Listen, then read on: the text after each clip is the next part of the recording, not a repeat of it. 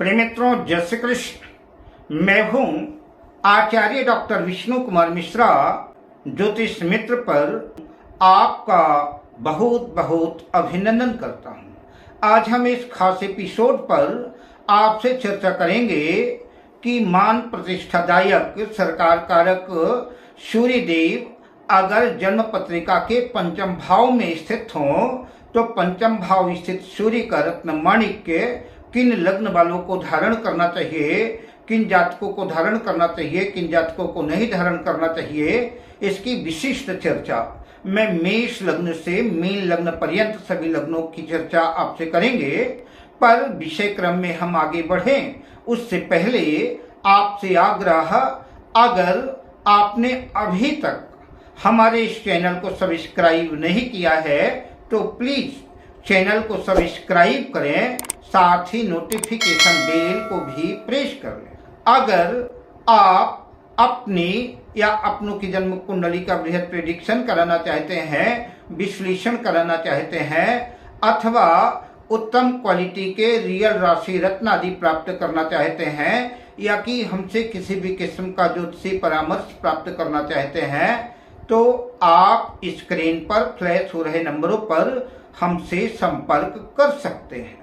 पंचम भाव पर सूर्य यदि अपनी उच्च राशि में है, अपनी स्वराशि में है या अपनी मित्र राशि में है तो ऐसा सूर्य निश्चित रूप से शुभकर साबित होगा।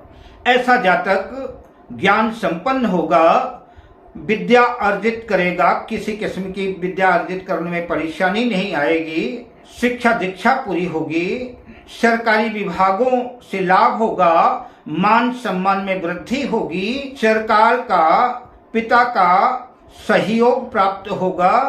अगर ऐसे जातक माणिक्य रत्न धारण करते हैं तो शुभ कर लाभप्रद सफलतादायक साबित होगा। किंतु सूर्य पंचम भाव में स्थित होकर के संतान बाधा भी उत्पन्न करता है। एवं गर्भपात जैसी स्थितियां बन सकती हैं। जिन भी व्यक्तियों को संतान की आशा हो और पत्नी गर्भवती हो तो ऐसे लोगों को निश्चित रूप से माणिक्य रत्न उतार देना चाहिए। अगर सूर्य अपनी नीच राशि तुला राशि में पंचम भाव में स्थित है या कि शत्रु राशि में स्थित है तो ऐसी कंडीशन में माणिक्य धारण करने से अशुभ परिणाम देखने को मिलेंगे। पंचम भाव स्थित सूर्य का रत्न माणिक्य किन लग्न वालों को रत्न धारण करना चाहिए, किन लग्न वालों को नहीं करना चाहिए, आइए इसकी चर्चा करते हैं। तो सबसे पहले चर्चा करते हैं मेष लग्न की। मेष लग्न की जन्म पत्रिका में सूर्य पंचम भाव के ही स्वामी होकर के पंचम भाव में ही अपनी स्वराशि में होंगे। अतः मेष लग्न वालों को माणिक्य रत्न धारण करने से लाभ अर्जित होगा, उनकी शिक्षा दीक्षा उच्च शिक्षा अर्जित होगी और सरकारी नौकरी के योग भी बनेंगे। अतः मेष लग्न वालों को सूर्य का रत्न माणिक्य पहनना सफलतादायक शुभकर साबित हो। अब बात करते हैं वृषभ लग्न की। वृषभ लग्न की जन्म पत्रिका में सूर्य चतुर्थ भाव के स्वामी होकर के पंचम भाव में कन्या राशि में स्थित होंगे। सूर्य चतुर्थ भाव के स्वामी होकर के त्रिकोण भाव में स्थित होंगे तो निश्चित रूप से ऐसा सूर्य शुभकर साबित होगा, सफलतादायक साबित होगा। अतः वृषभ लग्न वाले भी अगर सूर्य का रत्न माणिक्य धारण करना चाहें तो माणिक्य रत्न धारण कर सकते हैं। अब बात करते हैं मिथुन लग्न की। मिथुन लग्न की जन्म पत्रिका में सूर्य देव तृतीय भाव के स्वामी होकर के पंचम भाव में अपनी नीच राशि में स्थित होंगे, तुला राशि में स्थित होंगे। अतः सूर्य का रत्न माणिक्य धारण ना करें। माणिक्य धारण करने से संतान प्राप्ति में बाधा आएगी। माणिक्य धारण करने से बुद्धि भी खराब हो सकती है, क्योंकि पंचम भाव बुद्धि का भाव है। अतः माणिक्य रत्न धारण ना करें। अब बात करते हैं कर्क लग्न की। कर्क लग्न की जन्म पत्रिका में सूर्य देव द्वितीय भाव के स्वामी होकर के पंचम भाव में वृश्चिक राशि में स्थित होंगे।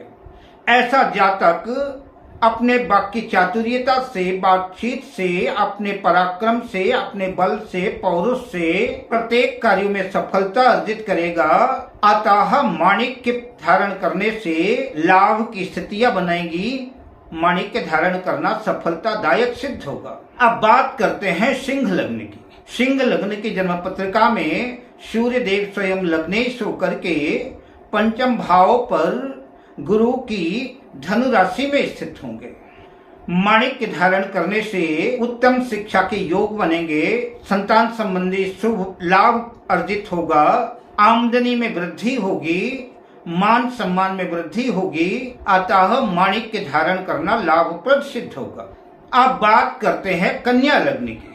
कन्या लग्न की जन्म पत्रिका में सूर्य द्वादशी होकर के पंचम भाव पर मकर राशि में स्थित होंगे। ऐसा सूर्य संतान की हानि कराता है, शिक्षा के क्षेत्र में भी बाधा उत्पन्न करता है, बुद्धि विवेक पर भी प्रतिकूल असर डालता है।